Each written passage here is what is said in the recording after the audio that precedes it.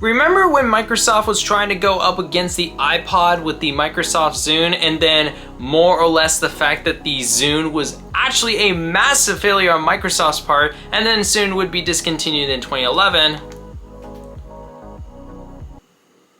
Fuck. I kind of forgot it was the play pause that was the power button. So let's talk about the Zune.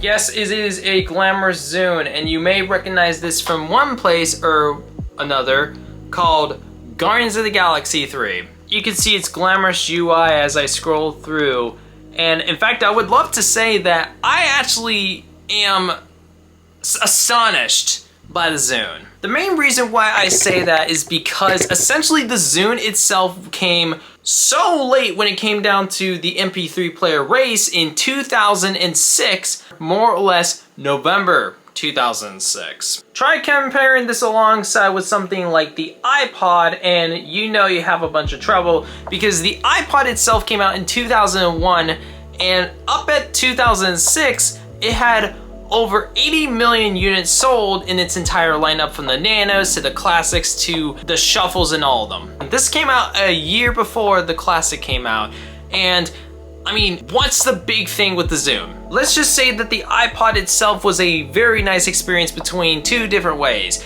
This not only revolutionized the MP3 player market, but also basically the music buying market, which was on the internet in the 2000s before streaming came along in the 2010s. This made things so much nicer. Like, you could have a bunch of stuff like CoverFlow, which were I can't even. I know that CoverFlow came out on the iPod Classic in 2007, but it still was a nice feature, essentially with the iPods being a lot more cleaner, even though technically these Zunes themselves are actually very nice in the UI. Like, this guy actually feels really nice. I mean, take note, this was also a 30GB model as well, which, I mean, 30GB on a hard drive, pretty normal essentially with iPods as well, but this also had a few issues right in the gates. Essentially, number one, with basically generally a lot of the content that Zunes could take, MP3s, WMAs, it can't support a lot of the form factors, which were either lossless files or even so AACs. I will say I am very lucky to be able to have videos on this guy, which I don't even know what this is I'm even clicking on. But yeah, I mean, that's a full video on an iPod. I keep forgetting this is a Zune. Even the music that this guy could even listen to, I mean, essentially I would say that the baseline of this was kind of in a sense of this was good enough for people who did not want like an iPod, which essentially the iPod, take note, is really nice. iPods are really nice. They could go up to WAVs as well, which is essentially lossless files. You could also get other software versions that could actually do like FLACs and that stuff, but let's just keep it at the baseline iPod software. This could do none of that.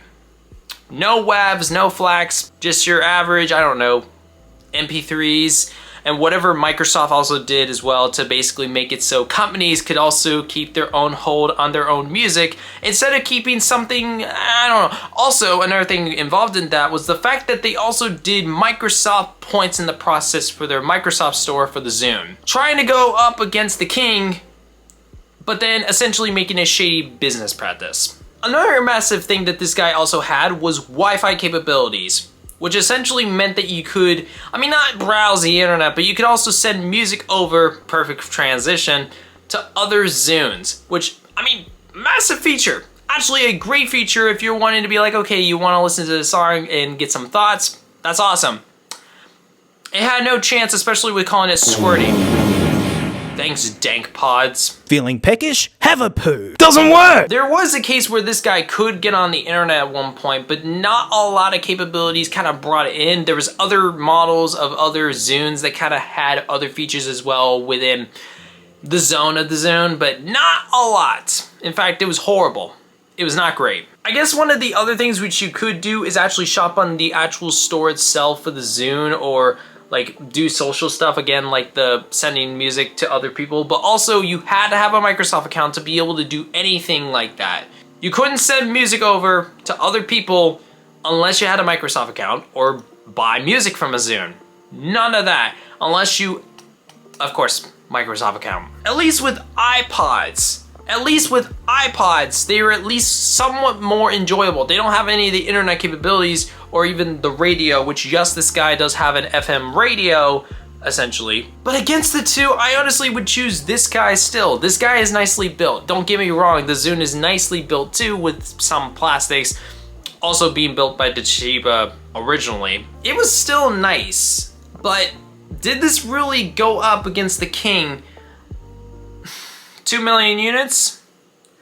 Distant second place. If I have to be honest though, even though the Zune itself is a failure, actually having a Zune in the first place, that's such a cool thing. And actually you can see it's almost in perfect shape, besides that small little blemish on the top, if you can see it. Yeah, you can kind of see it. I know this isn't exactly one of those cases where I'm talking about the Zune in the best way possible, but I think honestly when it comes down to what I thought about the Zune, or generally, I actually like the Zune. Like, the Zune itself is, yes, it's not that good of a success, but is it one of those cases where it's not an enjoyable? No, it is an enjoyable device. It's a case where this guy, if it wasn't for the iPod, my good old 6th gen here, I wouldn't mind switching out for a Zune if I needed to, but also a few issues with the software, which you absolutely need. At least iTunes, you can at least like put music on iPods with the newer Macs. Meanwhile, you can't even do anything on Windows 11 on these guys. I think also another thing which also makes the Zune an interesting little product as well is the fact that this was chosen over the iPod for Guardians of the Galaxy. And yes, Guardians of the Galaxy 3 did include this guy, and honestly, I find it a cool little prop even though I haven't seen it. I've seen the second one, which kind of indicates the Zune was going to be involved. But it's still a cool little product. In fact, I'll start a video up just to kind of be like, you know what, I'm just going to show something fun. People loved pirating movies. I literally had to do 4 tries for that. This is The Proposal with Ryan Reynolds, and apparently that's not what I was supposed to do. I was supposed to do Polar Express. Horrible quality. And essentially Christmas is coming up too, so get the fucking Santa hats on, I guess. You could also see where they pirated it from. ABC Family. Essentially the Zune is a cool product, but a sad failure. But I'm happy I actually get to finally talk about the Zune in some way or another. Not a conclusive thing where I know the history and everything in the fullest, but just a thing to be like, hey, I got a Zune and I want to talk about it in some way or another, so let's do it. So I'm going to say thank you guys so much for watching a video on the Zune, which I got to say, fun little guy. Again, I love the Zune. Comment, like, subscribe. Yes, I am keeping a Zune, and I also have another Zune, which I wanted to show, but it doesn't work. This is my only working Zune. I'll see you guys later when I talk about Paw Patrol and the Werepuppy, which I swear to God that's been on my mind for the past couple of months. Bye!